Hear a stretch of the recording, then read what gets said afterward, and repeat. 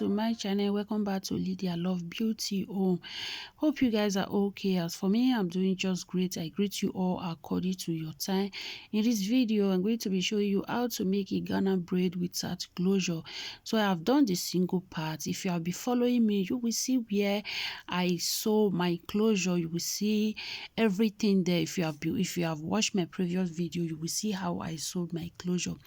So guys, before we start, please guys, if this is your first time of coming across my video, please do not forget to subscribe and press that notification bell behind your phone so that you receive my notification each time I upload a new video. And if you are my old subscriber, thank you so much for keep coming to watch my video. May God Almighty reward you for your kindness that you showed towards me. Thank you. I thank all my subscribers. Thank you for subscribing to my channel. Thank you for keep coming to watch my video. Please guys, thumbs this video, thumbs up this video. Help me to share, please guys.